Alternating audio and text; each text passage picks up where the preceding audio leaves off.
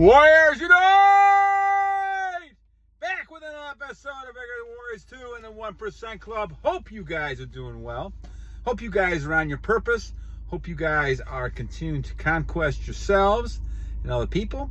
Taking a break from some of the work I was doing over here in the yard, and it's getting a little bit dark out here, so I want to kind of make a video. I haven't done one in a couple days. So let's continue with our discussion of retention and all the things that we need to do to kind of become the high value male that I know each one of you guys are out there, and ladies as well. A lot of ladies are retaining now as well and becoming strong with it as well. So we'll talk about some of that stuff in other videos as we go along. Today's topic, we're going to talk about the Oneida experiment, and I want to kind of talk about that because I did one the other day, talking more about some of the research I've been doing with the medieval alchemists and the idea and the Stoicism and things like that. So we're going to talk about that a little bit as we go along. Some shout outs real fast here. 6 days, Archive, I think it's Archive. Thank you so much. Ray Delavega, thank you. Nine of the Soul, Pro Fantastic, thank you. Chess Chamber, I can't read my own writing here. Channel 3, thank you, my friend. Brian Perez, Yisrael, yehuddah, thank you. TKO, Jon the Dawn.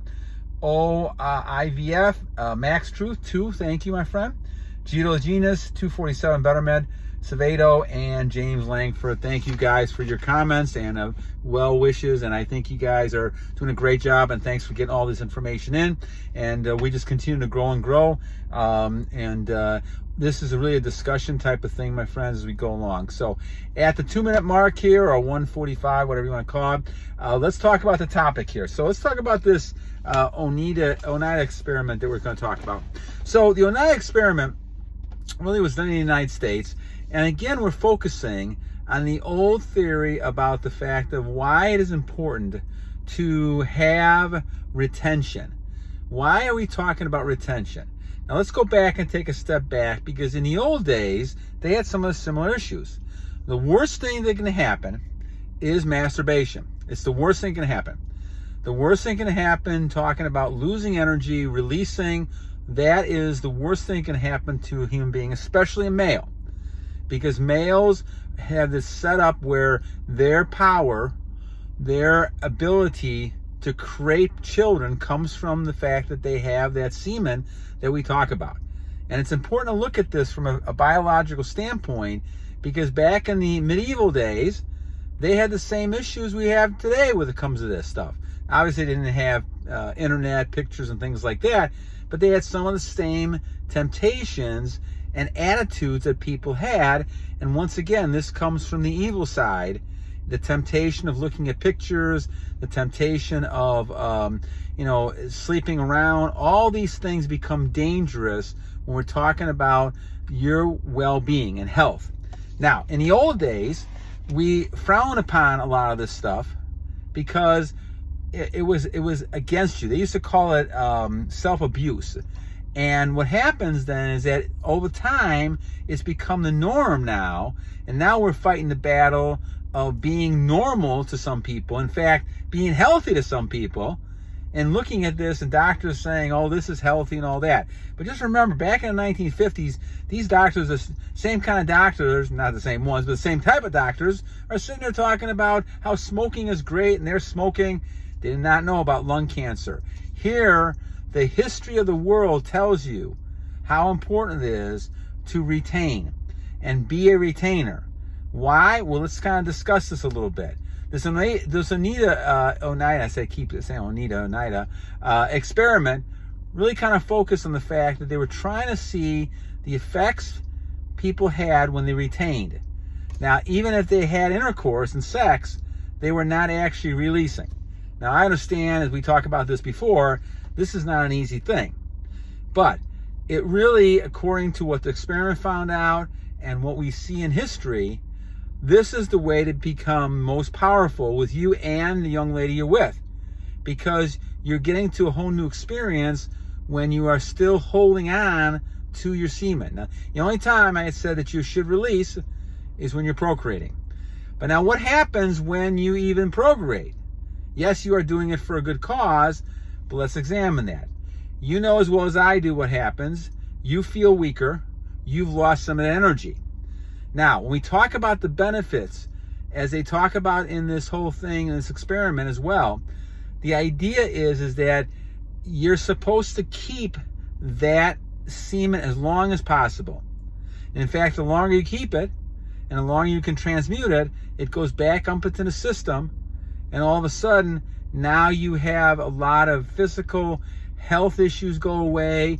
You have a lot more healthy things happen to you. I haven't been sick in many, many years, 20 years probably, when I've had sick. There might have been one time back in the early 2000s, I remember, that I missed work, but that was it. That's almost 25 years ago, right? So the thing is that I have felt the benefits of all this, the fountain of youth stuff from Keller, and it actually is a fountain of youth. The fountain of youth is your semen. Basically keeping that semen, making your skin look better, making your health better, making you look like a confident person, attractive person. All these occur because you're able to not only, have some self-control, but you're now able then to use that vital fluid that we talk about to help you become a stronger, more healthier, more vibrant, more vigorous, so I use vigorous person. And so this experiment ended up showing that you could actually have success and satisfaction. And then when you want to procreate, the experiment found out that you can also do that with that person. They did that with an experiment, and they were a lot more successful that way as well. The dangers you have of fapping, they used to call it, I think it was started in 2011, this whole movement. The dangers of fapping you have are monumental here. You get sexual dysfunction, you get a lot of things happening to you where you can't then end up having any sort of release when you need to procreate. All these things can happen to you, when you're releasing so much. You're also being drained. And so what ends up happening is, and they talk about this in a couple research things, is that when you are releasing, and you're releasing so often, because you're not with a woman, you're not actually procreating, what's happening is that is going and creating error in your brain. And this is why the old myth was that if you are, masturbating, you're gonna have mental issues. Because what happens is the brain then, it goes up to the brain, and the brain loses its ability to function, little by little, parts of it. And, you may believe this or not believe this, but that when you sit there and do this all the time, you end up kind of getting a little goofy yourself, right? And you struggle. You struggle with a lot of basic types of things. Your memory, your clarity, all these things you struggle with because you're sitting there not realizing that this loss of energy, the things you're doing, are hurting you to no end because you continue to lose energy. You're losing your vital things you need to make yourself a stronger person. And so when we talk about this, it's important to realize that these are dangerous types of things you're doing. This is why they call this self-abuse. This is not a natural thing. Even though in the society, when we talk about this, people look at you strange now, because now when you talk about retention, they don't want to believe it. They don't think it's real. They think it's just silliness, and they think you're crazy. But in fact, for many, many thousands of years, they practiced this. And we had strong, virile men who were able to only release when they were going to procreate. They could still have sex. They could still do the things they wanted to do, but they had enough self-control. The problem with releasing the images and things like that, you get into a habit where now you can actually have premature releasing, which means now that's another issue that you can run into. So there's lots of downsides to talking about this issue. The trouble is, in our society, because people want to make money, because the health industry wants to make money, they're sitting there going ahead and promoting having, intercourse all the time with multiple partners and just keep releasing. It's good for your health. It's good for your heart, right? But the bottom line really is the fact that when you're doing it to the point where you're doing it, you're hurting yourself. You're hurting yourself more than you think you're hurting yourself. You may not think so at a certain point when you're younger, But as you get older, you also realize how much draining it is, and you start to look older, you feel better, and as soon as you start feeling bad, now you go back and say to yourself, man, maybe I shouldn't have been doing all that stuff, right? Now it's too late. This is the time now, as you run into people, as you yourself fighting in battles you're fighting, to realize that every day that you can hold on to your semen, and you're better for that. You're getting younger as you do this. Why are you getting younger? Well, we talked about the chakras, we talked about the energy, and I believe all that. I believe that you have energy forces, and as long as you keep that energy inside of you, it can be used for positive things. And can you heal yourself? Perhaps. I don't know. I haven't gone that far. But the idea is that I feel tremendous. Even at my age, closing in on 63 years old, I feel like I'm 30, 35 years old. Because of the fact that I feel strong, I feel so much energy, so much power, and now it's taken time. I had 47 years of issues releasing. So for me, it took a long time to get to the point, and I think it's almost like 1,320 days or something like that now that I haven't been releasing, and it's taken me a long time to see the benefits that you're seeing. Now, when you're talking about people that you guys are younger and all those type of things, it may come a lot easier to you. The benefits may show a lot faster. It took me a while, and some of you guys are asking questions like that. It took me more of a while because I had such a backlog and issues mentally, issues physically with it, that I could not stop that temptation, because I was in the back of mind believing all these doctors and people telling me that this was actually good for you, when in fact it's the worst thing in the world. It's the worst thing for you to be releasing, especially watching pornographic stuff and this kind of stuff. That's the worst thing you can do. But it took me many years and many mistakes of doing that.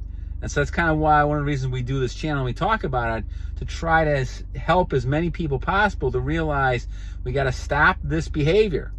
And we've got to continue this, to realize the only time you should be focusing on this is when you have children, particularly in a situation where you have a family and maybe, you're married and those type of things.